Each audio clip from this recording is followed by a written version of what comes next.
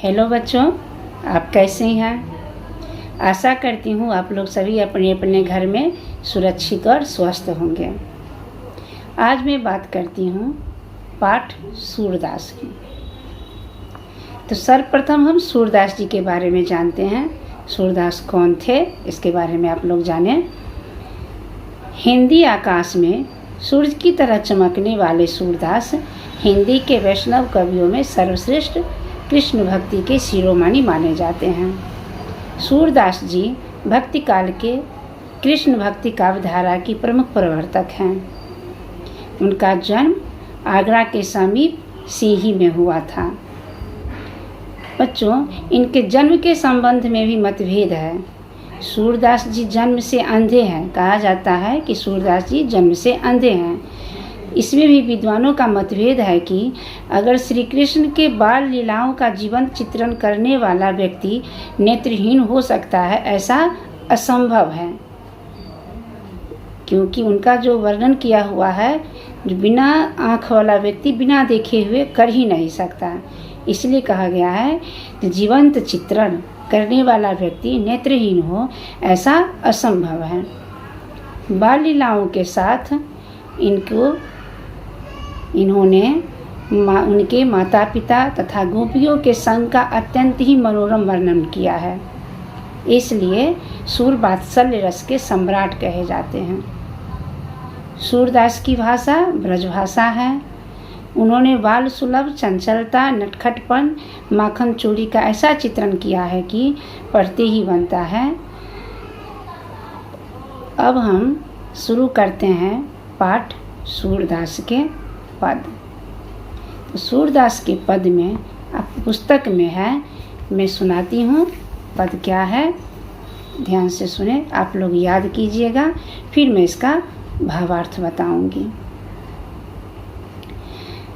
कनक कटोरा प्रातहि दधि धृत सुमिठाई, खेलत खात गिरा वही झगिरत दो भाई।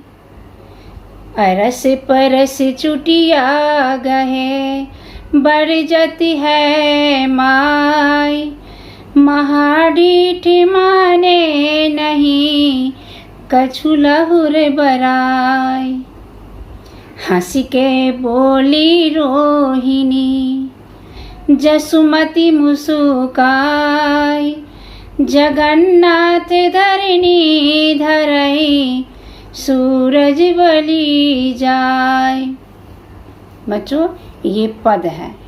अब मैं इसका शब्दार्थ बताती हूँ। पहले कठिन शब्दों का अर्थ समझ लीजिएगा, तो भाषा समझने में आसानी होगी, सुविधा होगी आप लोगों को। तो सबसे पहला शब्द कनक। कनक का अर्थ होता है सोना, धातु।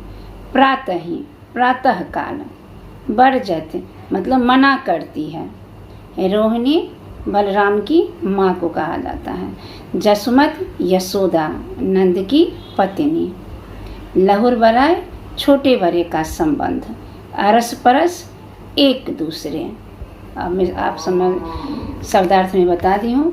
अब अर्थ समझने में आपको सुविधा होगी। चलिए देखें क्या है। तो है कनक कटोरा प्रातहि दधि धृत सुमिठाई।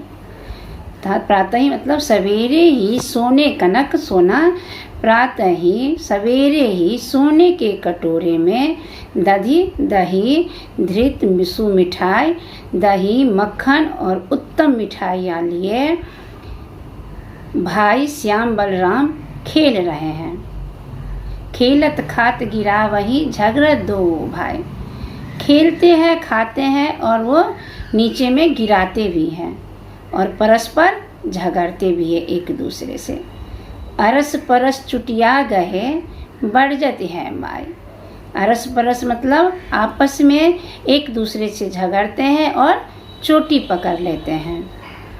बरजत है माई, मैया उन्हें मना करती है। महाढीठ माने नहीं, मैया कहती है जो ये बहुत ढीठ है, नहीं कुछ नहीं मान रहा है। चोटी पकड़ लेते हैं। मैया उन्हें मना करती है।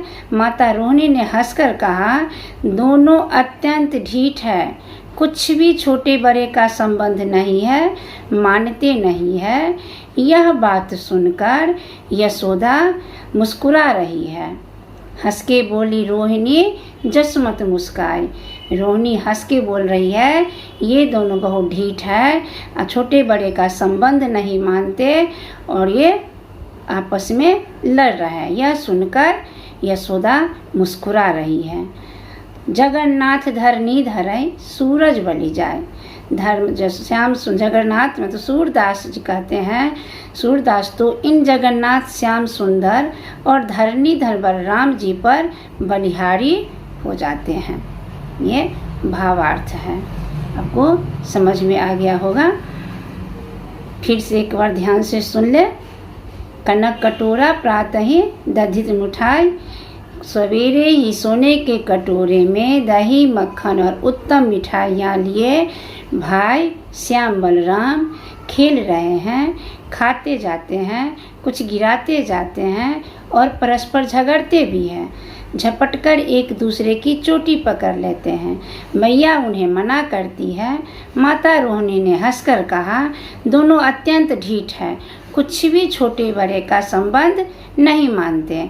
मैया यशोदा यह सुनकर मुस्कुरा रही है। सूरदास तो इन पर जगन्नाथ श्याम सुंदर कृष्ण को कहा गया है, धरणीधर बलराम जी पर बलिहारी हो जाते हैं। उनकी ये दृश्य देखकर उस पर न्यौछावर हो जाते हैं। धन्यवाद। अगला पद है तो मैं अगली कक्षा में आप लोग को बताऊंगी। तब तक के लिए धन्यवाद।